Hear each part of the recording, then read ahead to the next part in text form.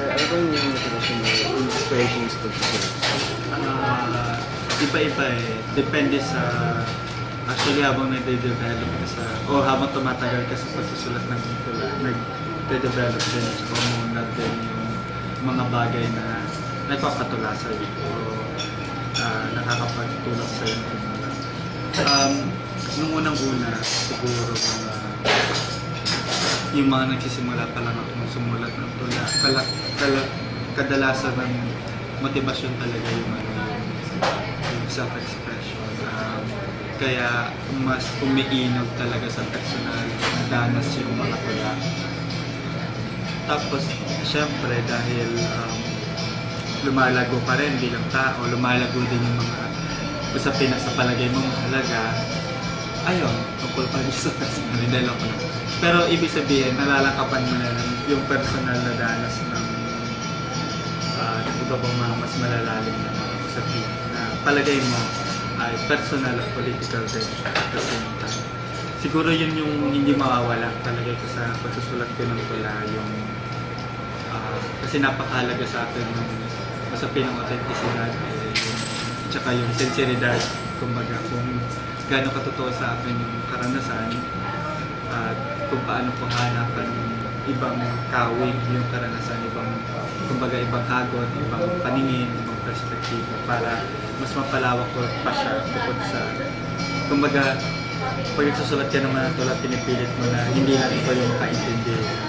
So hanapan mo rin ng paraan na maging mas universal siya. Mas maging universal yung danas para mas accessible at mas mabasa na.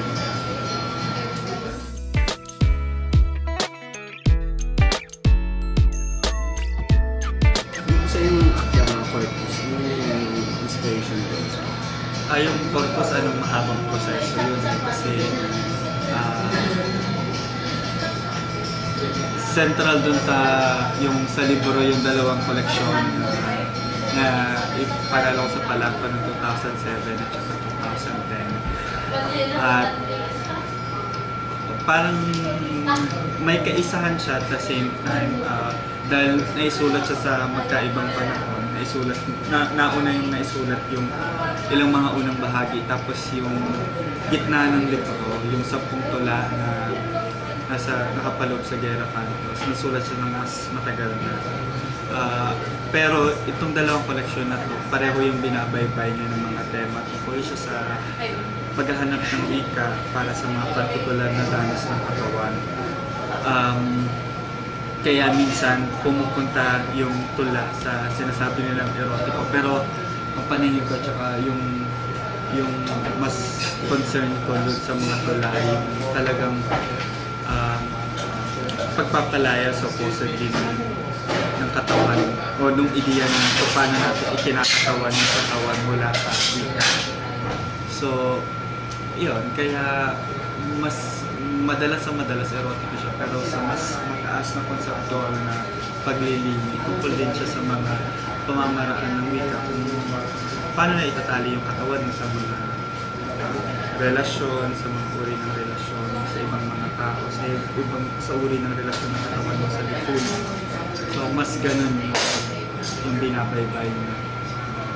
Kaya siya corpus kasi alam naman natin ang corpus ay Latin ng katawan.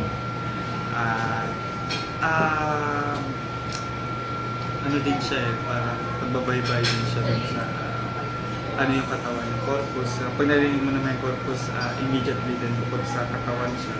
At dahil Latin siya, parang papasok na rin sa iyo yung metaphor o yung allusion sa relihiyon. At pumapasok na rin sa iyo yung kung paano sa iba't ibang panahon tinitingnan at isinasabi ka. So, ganun na yung sa tingnan. Pero hindi talaga siya religious poetry. Mas erotic.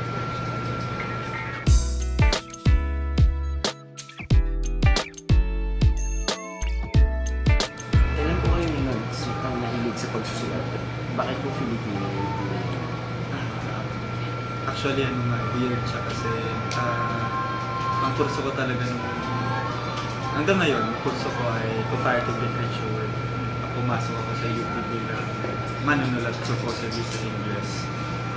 Critical na sanay sa mas yung criticism yung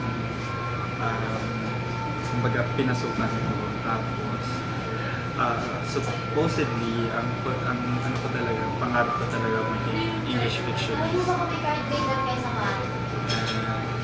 Na-realize ko pagdating ko sa UP, ang gagaling ng mga tao maging linguistic ko. So, akala ko sa probinsya. Noon kasi galing ako ng probinsya sa Balis. Ako na yung pinakamagaling mag-English sa batch na. Pagkadating ko dito, humble experience. So, na-realize ko, okay, pwede ako mag-survive sa pagsusulat ng criticism, pero hindi ko kaya masulat malikain sa wikang English. So, sabi ko, sige, let go ko na lang yung English, magsusulat na lang ako sa Tagalog, sa Philippines. Tapos, pero fiction pa rin. Nakapagsulat ako, napakabilis kong sulat dati ng may film. Excited ako na lagi ipabasa. Tapos pumasok ako din kasi sa organisasyon, Writers Board nung college ako. Yun na yung UP Online naman. Tapos yung nasa collegian ako, layout artist ako din sa collegian. Saka nung makilala ko na ma-agresibong mga writers. Although marami din magagaling ng mga English writers, pero yung nagkataon din, nadudun yung mga, kumbaga nung mga panahon na, nadudun yung mga pakata sa Philippines, susulat din sila sa collegian. Tsaka mapat ng din sila. So, napapabasa ko sa kanila yung mga kwento ko pati doon sa mga kasamahan ko sa UPO. Pero yung ayaw nila. Isuka nila sa harap ko yung sinusulat ko. Tapos nung nasa ano na ako, nagkumuha pa ako ng kurso na parang isang subject sa malikayang pagsulat. Tapos ganun din, minura-mura din siya ng picture ng prosa. So, ayun. Tapos nung ilan sa mga exercise nun sa YouTube, magsulat sulat ako ng isang tula. Tapos, parang yung unang seryoso kong tula ng college. Kasi nagsusulat naman tayo ng high school ng tula. Pero tinago na natin. Ayaw natin ng balikan. So, nagsulat ako ng college ng tula. Parang, ayun, pumatok agad siya. Gustuhan nila kaagad. Tapos parang, doon ako nag-isip. Sabi ko, bakit ang dami lang sila sinulat na kwento? Walang tamang nagagawa. Pero itong tula, ano lang naman siya, okay. So, doon ako nag-cultivate, magsusulat ng tula. Tapos dahil nga wala ako sa kurso ng malikayang pagsulat, ang ginawa ko ay nangiram ako ng mga libro sa library ng mga tula, mga aklat ng mga tula. So, mamaya siguro tatanungin niyo ako kasi may makatang major influences ko sa book. Pero yung hinihirap ko ng mga aklat ay libro-libro. Tapos paglilinian ko po ano yung proseso ng makata, ano yung ginagawa niya sa wika, ano yung paano siya sumulat, kumbaga tinitingnan ko paano siya nag-iiba doon sa isang makata.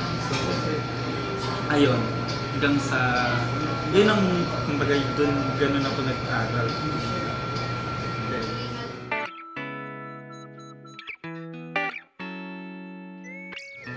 So may mga gawain ko ba kayo bago sumulat?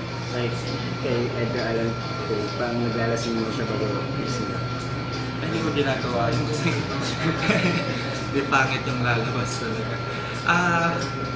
Ano kasi ako talaga, hindi ako disiplinado magbasa. Pero may dahilan yun kung bakit. Kasi nagre-research kasi ako pero may nananaliksik ako pero meron ako sariling paraan ng pananaliksik kapag sa tula kasi hindi siya basta-basta nakapagbasa ka, ilalagay mo lahat ng sinaliksik mo, di ba? Minsan, binubuo mo rin yung tinig mo, binubuo mo rin yung mismong konsepto kung ano yung gusto mong isulat. Binubuo mo rin yung mga iba't ibang landscape ng tula na gusto mong ayusin. So, ako, kapag nagkaroon ako ng konsepto na gusto ko isulat bilang isang koleksyon, kadalasan ng koleksyon ay aabot siya ng 15 tula. Ganun ako mag-isip, hindi ako pwedeng magsulat ngayon, nasa ngayon ng isang tula na wala sa universo ng isang koleksyon. Kailangan at least may kakonekta siya ng mga siyampa, hanggang 4 na tula. So, may konsepto ako, saka ako magbabaybay sa iba't ibang sulatin, saka ako magbabasa, saka ako buuin sa sarili ko yung ano ba yung tinig na gusto ko marinig dito, ano ba yung persona na gusto kong makita, ano ko ba yung konsepto na gusto kong ipahayag within doon sa konsepto na gusto kong gawin. Ano yung gusto ko iparamdam sa kabuuan. Pag binaybay itong mga tulang maisusulat ko, anong gusto ko iparamdam sa mga mambabasa. So ganun, kapag saka ako, medyo matagal ang proseso. Kadalasan, isang taon nang inaabot, ganyan, bago ko maramdaman na okay na ulit ako magsulat ng koleksyon. At pag nagsulat naman ako, kaya kong magsulat ng tula ng hanggang 12 loob ng 2 buwan. So, doon na lang ako bumabawi. Talagang gusto ko kapag sinimulan ko isang proyekto, tatapusin ko siya. So, pero yung ano talaga, yung key talaga sa proseso ko, magbabasa ako ng mga at saka susubukan kong buuin sa utak ko yung konsepto. So, saka ako papakiramdaman ko sapat na ba yung mga naisip ko na panlinya sa nasulat ay nabasa para masulat na kung handa na ba ako masulat ng koleksyon. Hindi ako araw-araw nagsusulat.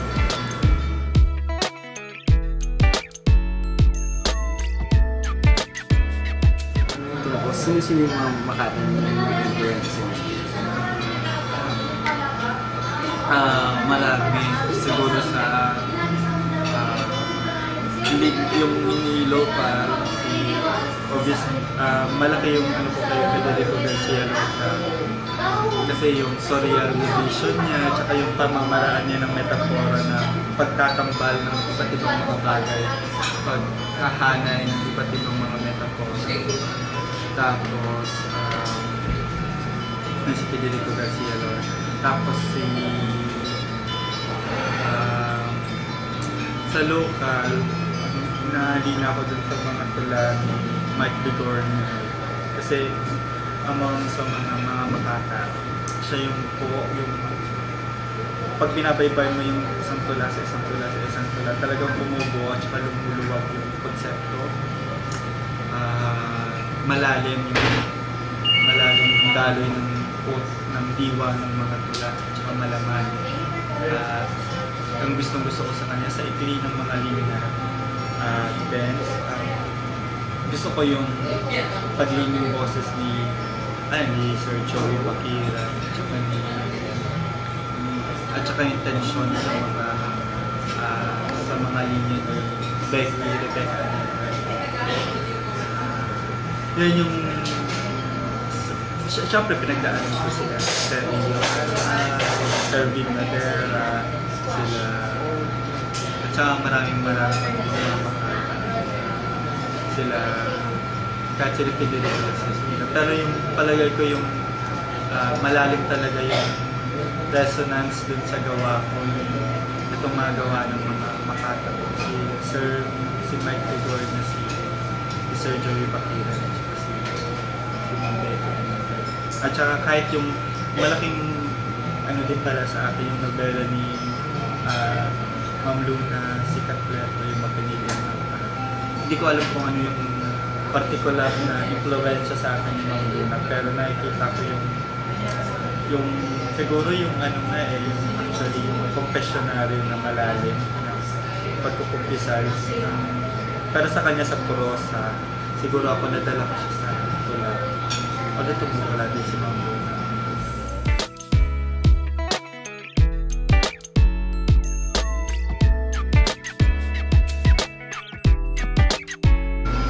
So last question po, ano po yung masasabi niyo or minsan may babahagi niyo sa mga kabataan na manimulat sa Pilipino ako din?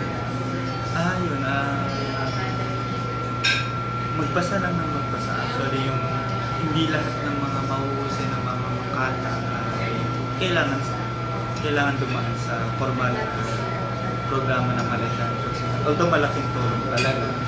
Pero siguro yung mahalaga talaga yung magkaroon ng motivasyon na magbasa o maghanap ng sariling team at saka maghanap ng sariling diwa kung paano isusulat ng anong perspektiba ang gagamitin bilang makata.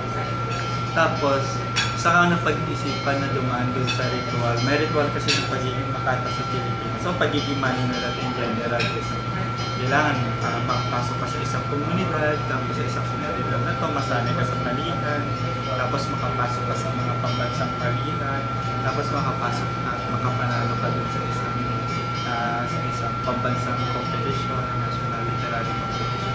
Pagkatapos na makapag-publish ka ng ito, tapos paulit-ulit mo yun.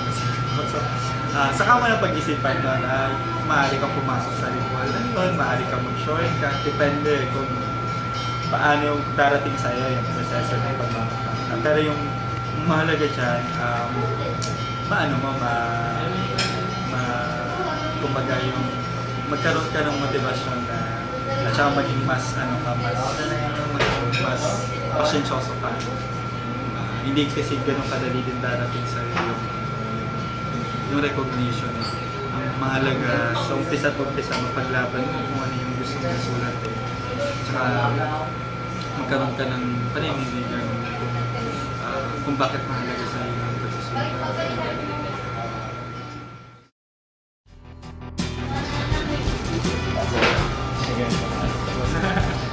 Yes. Salamat. Thank you. And ito yung binigyan sa ibang pagsulat po ng mga tula. Kailangan ko ng marami na sa iyo. Tama-tama.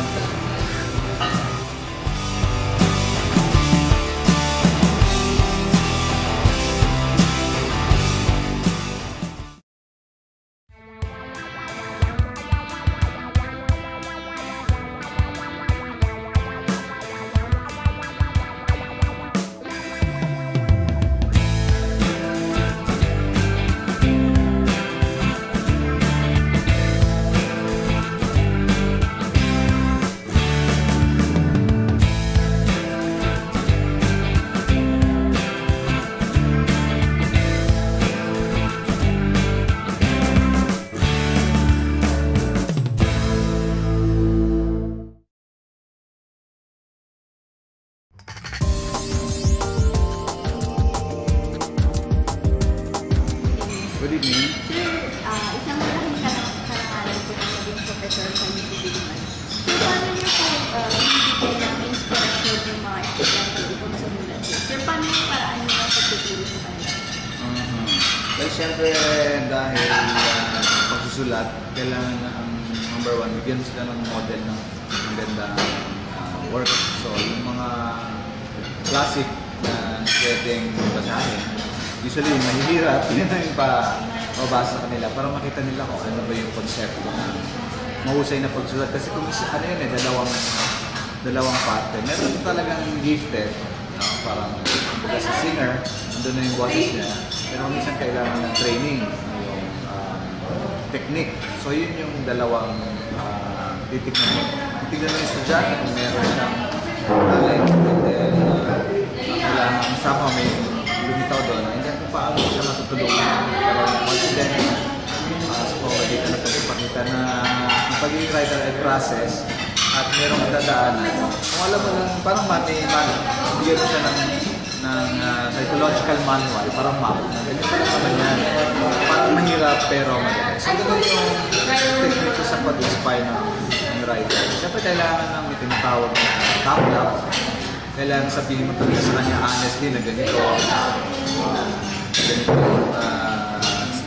status mo ngayon at kailangan mo makakarito siya.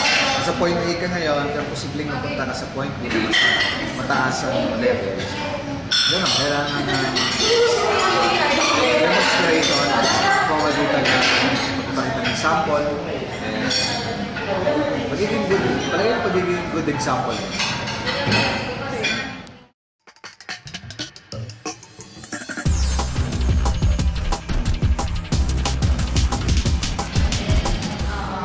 kung nag-aral po kayo ng UB Philippines, sir, ano yung pinaka natutunan niyo sir, sa apat na taon na sir? Kasi Yung hanggang ngayon sir na nadadala niyo, na-apply niyo po sa buhay niyo? Hindi Filipino kasi sa language, medyo linguistics talaga yung and grammar, syntax. So palagay ko, ang natutuhan ko from that is life is like grammar. Kailangan matutunan mo yung mga rules. Not to follow them exactly, but parang how to navigate through life. Kasi parang isang malaking peg na natutunan ko nun ay if you know the language, and if you know how to use language, good language, rhetorics, you can understand the world. Kasi mahirap, komplikado ang mundo eh. Walang paraan. Hindi naman ang magulang mo, hindi naman sa paligid mo may tuturo sa iyo, ito completely. Maaaring makuha mo sa language ang instrumento ng pag-unawa sa mundo. So, pag naintindihan mo itong instrumento na ito, itong wika, mas magiging confident ka, mas maintindihan mo kung paano makusalamuha sa tao. Halimbawa, kung naging journalist ka, usually madalas puntahan ng mga language major from UP. Pupunta ka, nagtrabaho ka, tapos tatanungin ka ng employer, ano ba kaya mong gawin? So, sabihin, sir, mahusay po ako magsulat. And then, bibigyan ka ng trabaho. By sheer, yung skill mo sa language, magagawa mo yung task na pinagmayabang mo kayang gawin. So, I think, yun yung mga lessons sa college na ngayon nagagamit ko pa na siyempre dahil writer, language-centered yung skill mo. So, it's one kind of skill. Marami namang intelligence na mayroong mathematical na mahina. Usually, ang mga language talented na tao, medyo mahina sa mathematical movement, ganyan, di mahina. Nakaupo lang, isip lang ng isip. So, I think parang sa college, ang lesson na natutunan ko is knowing yourself. Ano yung strength mo, rebuild all that those strengths para mag-succeed ka sa gusto mong gawin sa buhay.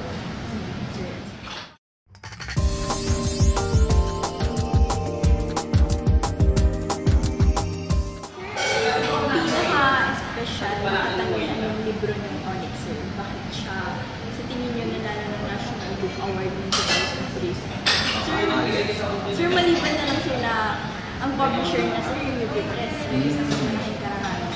It's actually 3 book in 1, kasi 3 collections yun eh. Merong Cordillera, and then the Animals, and there's this personal section, lyric. I think ang strength nun is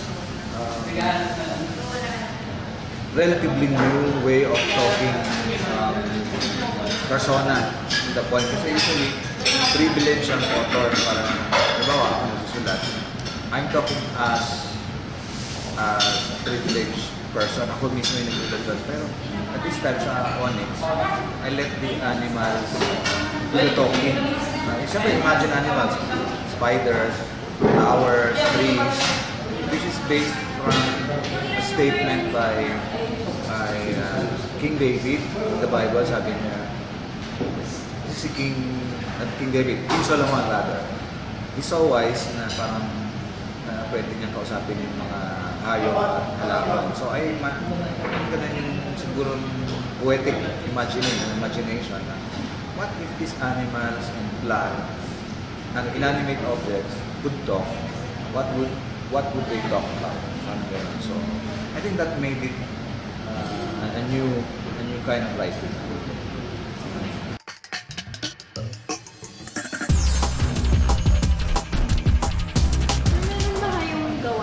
Before magsulat. Sir, katulad ni Edgar Allan Poe, sir, naglalasing siya before siya magsulat. Parang ako wala. Kasi pag nalasing ako, dun mo, nakatulog ka na eh. So hindi ako yung klaseng na lasinggerong writer. Although, I drink outside writing practice. Social na serving yan. Pag kasi so relax ka na, payabangan, kwentuhan, mga exploits sa buhay. Ako concentrate, parang it's a suffering, prelude to the actual writing. Hirap eh. Kasi you're rocked by insecurities, kung maganda ba susulatin mo, kaya mo ba susulatin. So yun, parang bago ko magsulat ng wala, parang pakawisan, parang si Cristo doon sa Garden of Gethsemane na parang, ba't dumating sa akin na napakahirap na bagay na crucify ka kasi parang gano'n yung feeling ko. So merong ganun stage before writing, you're rocked by insecurity. Magugustuhan ba ng pag-usulat? So hindi na natin to alcohol or drug. Parang gano'n lang, walang gestation ba? Parang magugutuin ka na, paano kaya ito? Magugusto kaya ng mga tao magugutuin. Parang gano'n yun. Usually yun, a few days, 1 week, kung magsulat.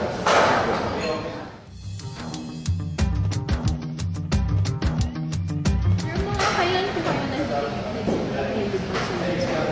Sa high school, kasi may love letters na nagpapasulat. Nakita ko yung power ng word, how you can make other people touched by mere words, sentences on a page. Parang pwede hindi naman ako yung naniligaw, but somebody nagpasulat. Pwede mo masagot o pwede kang magustuhan ng isang tao dahil lang sa gusto mo nila. Doon ang mga siyempre, pinagagalingan ng mga songs, sa mga songs, hindi iba-iba mo lang. So no, meron lang urge to write. Only to impress dati. Impress another person. Doon nagsimula. Pero later, mas naging martial law kasi yung period doon 79 hanggang 80 yung development stage. Parang yung mga ibang writers, yung pagbasa ka ng kollegian, sinusulat nila tungkol sa kay Marcos. So parang doon nagsimula. Bilang pala person na pagsusulat, but it could also have social importance. You can comment on big issues through your poem. Literary. Hindi ako naging journalist. So literary yung approach. Bawa may election noon. Doon yata nanggaling yung animal allegories. So, merong isang tula noon na daw election parang may iba-ibang hayop. Siyempre, andun yung buhaya, andun yung tigre, andun yung leon. Lahat grabbing power na gusto mo upo sa posisyon. So parang conclusion is, ang politiko, ang lipunan ay parang zoo. Parang mga ganun ba? Doon ako na-inspire na actually, it's imitation at first. Parang merong elementary na higit. May mahusay na writer and we want to be like him or like her.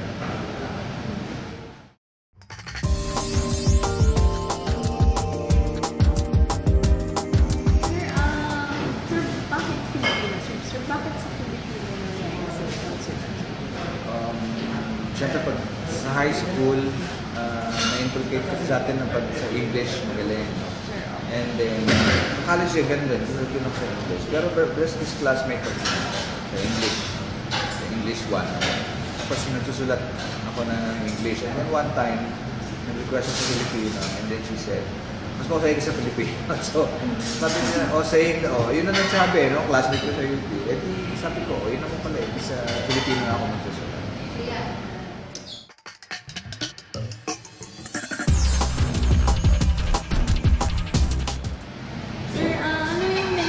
Sir, sa mga kabataan ngayon na gusto rin pong maging manunulat sa Pilipinas? Ako mag-isip na mabuti kasi napakahirap na profession or calling. Kasi it's a jealous skill, talent.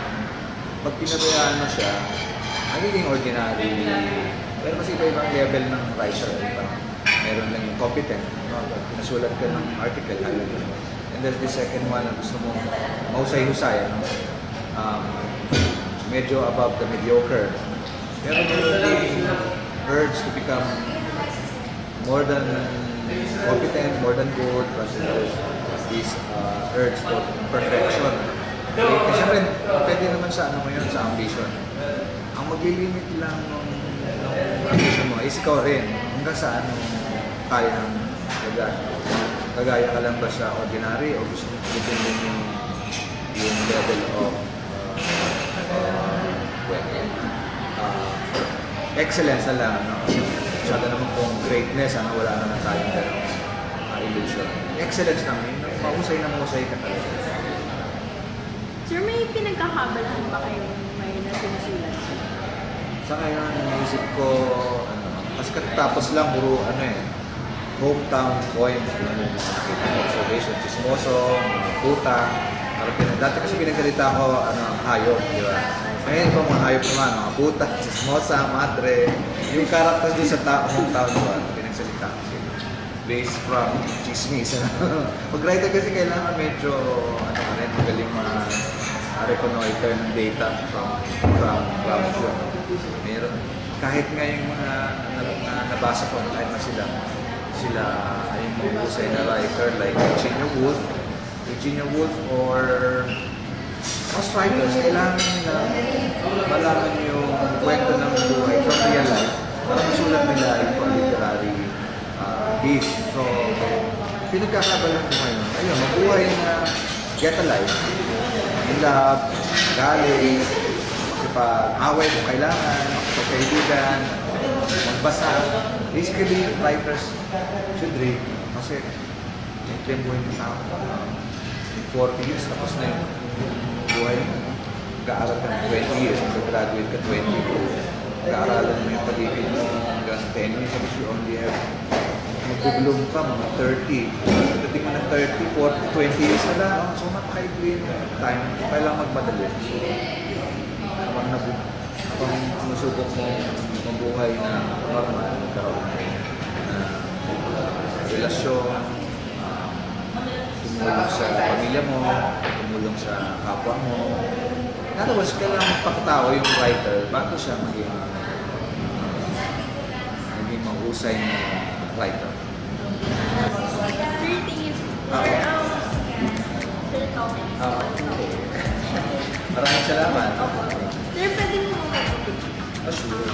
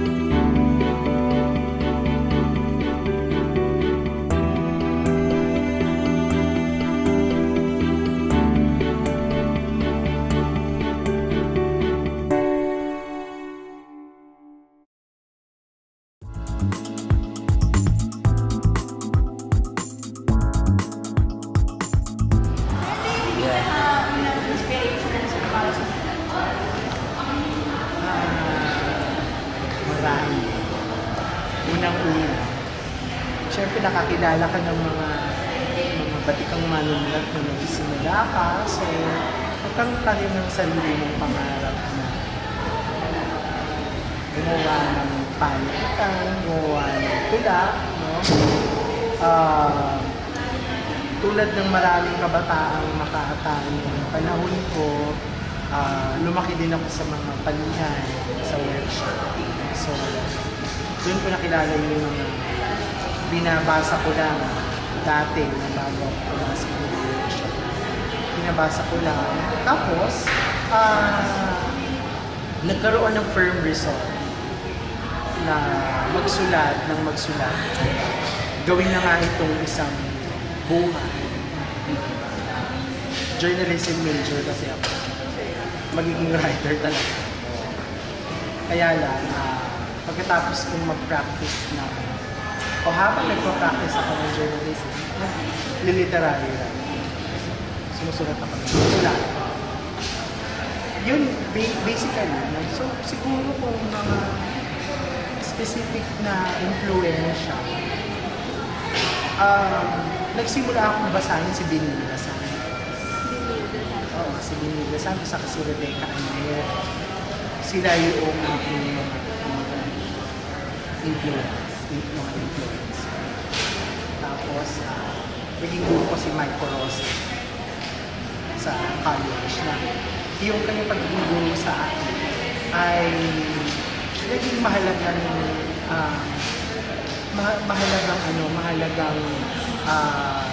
salik, no, para ako yung maging nakita ko na posible pala.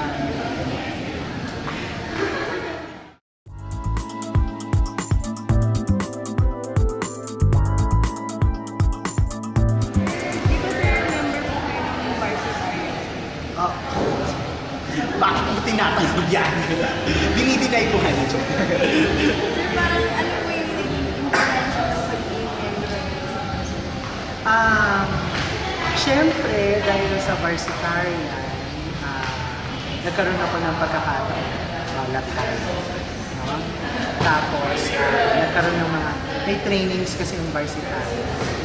So, bahagi ng pag-training ay pagharap lagi sa mga manulat, pagkikan, malaki ang naiambang sa akin ng varsitarian sa mahalaga ang varsitarian. Dahil doon ko nakilala yung mga manulat at doon ko nasubukan yung buhay ng pagsusulat. 3 taon ako sa varsitarian, halos buong buhay ko sa pag-ibig ay nasa varsitarian ako sa makakapasa. Para mas matagal pa nga yung ililagay mo sa varsitarian sa classroom.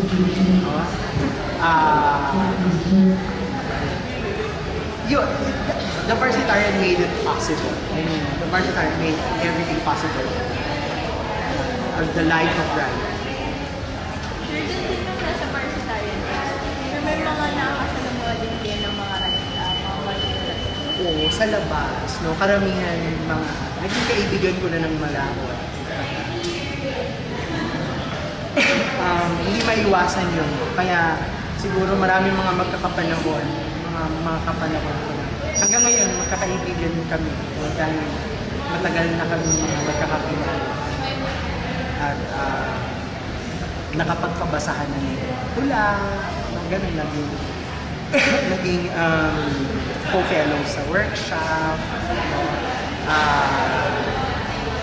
Nakakatuwa na mapahanay din sa kanila kasi yung iba mas naunang umunlad din. Parang I would consider myself very much a late bloomer.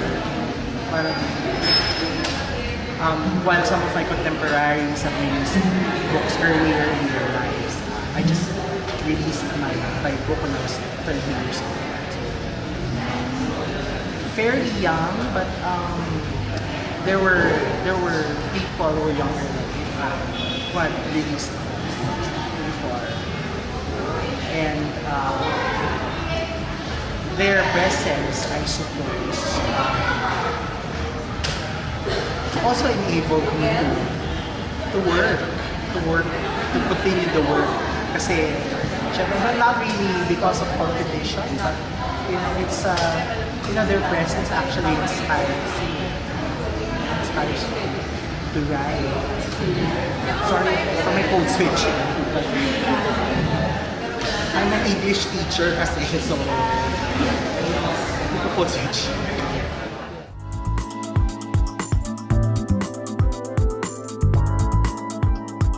Ano naman po yung pakiramdam na nandito tapos kasama kayo sa Surreal.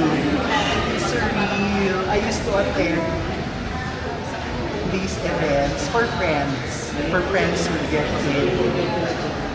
But it's surreal. It's humbling also to think that you have this kind of honor from peers. But just the same, it's also a reminder that the work never ends. So while it honors your previous work, it's also a challenge, no, for you to continue because because, as I said, it never ends. There are still a lot of things to discover and a lot of things to learn. Ako ganun yung paradigm ko kasi as a person. I consider myself a perpetual learner. So, nothing yet is really perfect. And most of the time, I feel that littleness in I would usually feel uncomfortable even talking about my work. Hindi... Oo naman. It's something that I have to, it's something that I have to overcome because I'm a teacher. So that's also one way to elucidate literature in a writerly sense. And I think that's what helps me as a teacher, looking at literature in the perspective of writing. I mean, the perspective of craft, creativity,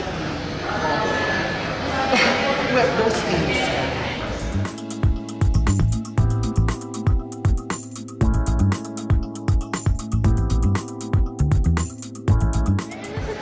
Parang pinaka-special na katangian ng libro para mapabilang sa kanya?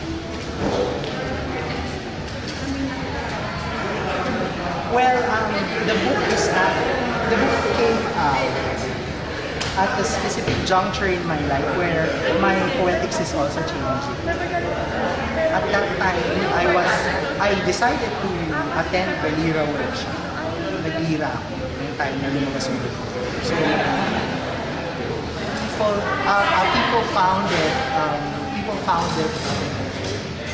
perplexing, to say the least. You've earned these things, why are you getting into the workshop? Kasi gusto ko matuto. Gusto ko matuto mag-technique. Yun lang, basic. Kasi hindi ko alam yun. Hindi ko alam na skill. So, nung papalabas yung collection, natapos na ako sa Lira, may pagkahihan na ako sa collection.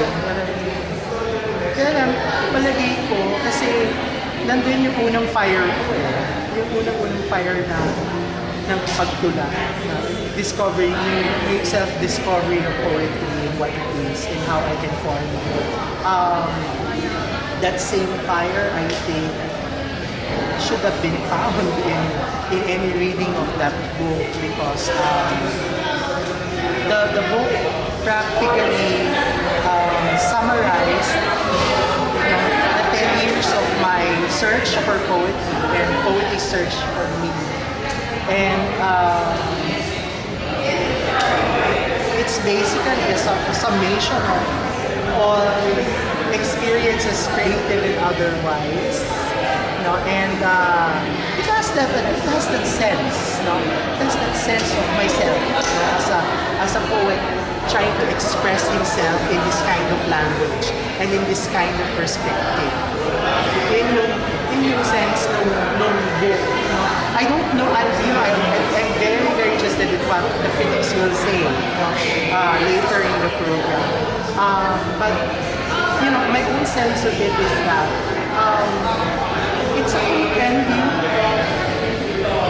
It's very personal. I mean, the book is very personal to me because it chronicles my own journey to poetry.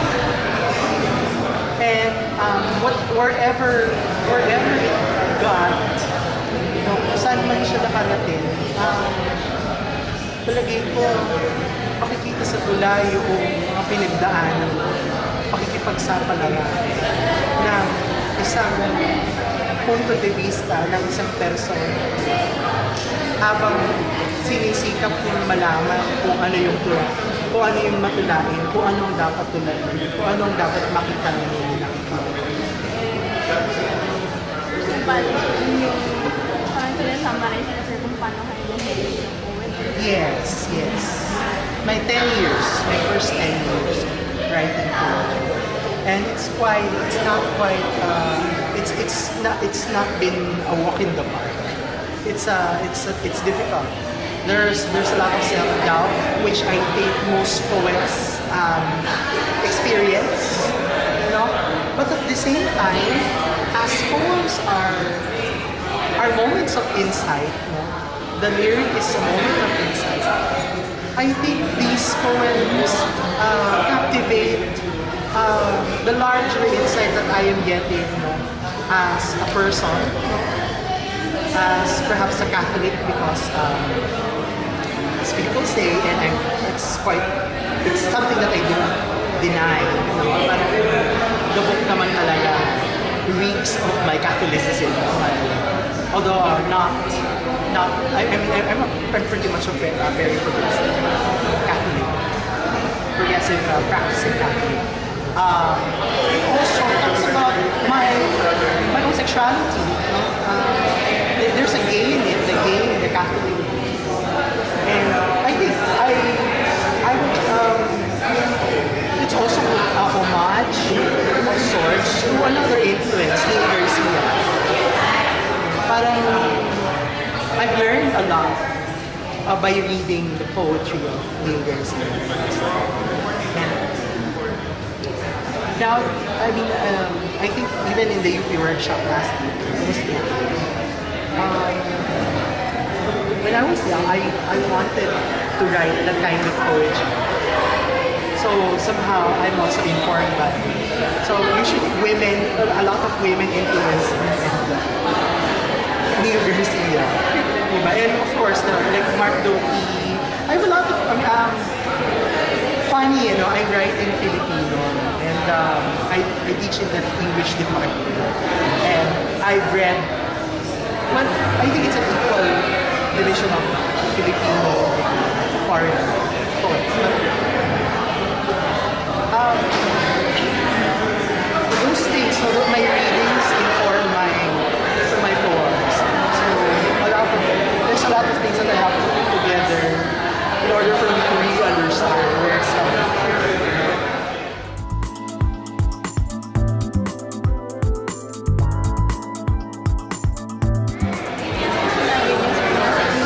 Kayo department. Tapos sa Filipino language, nasulat mo. Sir, bakit Filipino? Sir, parang... Kasi alam mo, ito yun eh, nakakatawa. I never attempted to write. I can write in English. I'm a bilingual, at least a bilingual writer because of my journalism training. I worked in journalism for 10 years in different capacities. And I think I have a good working knowledge of English. But in terms of poetry, sa palagay ko mas nayahay aking matulaling vision sa wikang Pilipino. And I think more than a personal choice, it is also a political choice for me. I have that kind of split consciousness. I write in English. I even dream in English, I think. But I write in Filipino. So it's also a way of living in that kind of a split consciousness.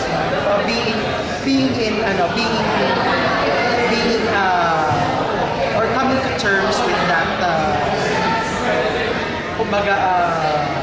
indefiniteness. So it's something that I have to live with. I think many writers also experience that kind of yung breakage. Parang Filipino writer na Ibisero. Parang gano'n ako eh. Tawag sa akin ni Sir Rio, national artist, si Alman, si Rio Alman, Ibisero. Ibisero talaga. Kasi through and through, even in the workshops when I teach. My examples are most of the time in English. Because I'm a English literature. Literature English. But that's a split. That's a split that you experience. That you experience as a person. And when you're a writer, you also come to terms with it. You have that kind of split personality. Somewhat schizoid, pero that's it. That's our nature as Filipinos. We're basically bilingual or multilingual in this sense. We tap the sources of these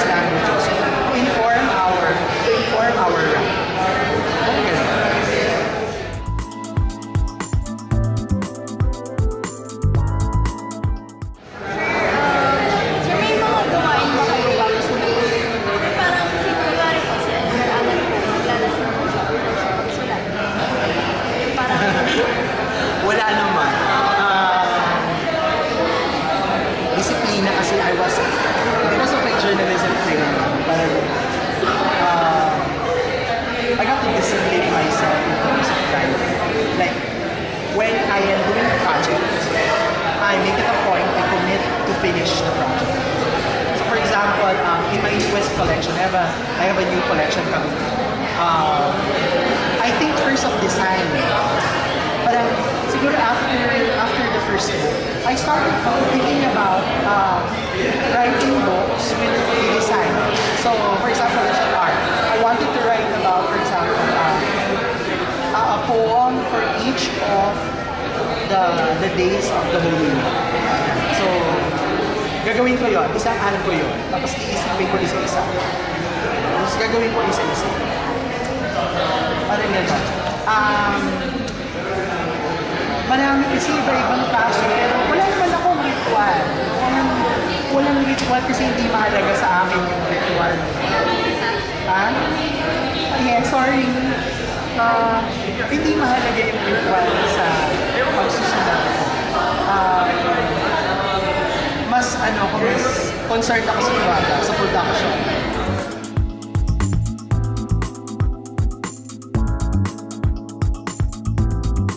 Anong mensahe niyo po sa mga kabataan na gusto rin magmamanual?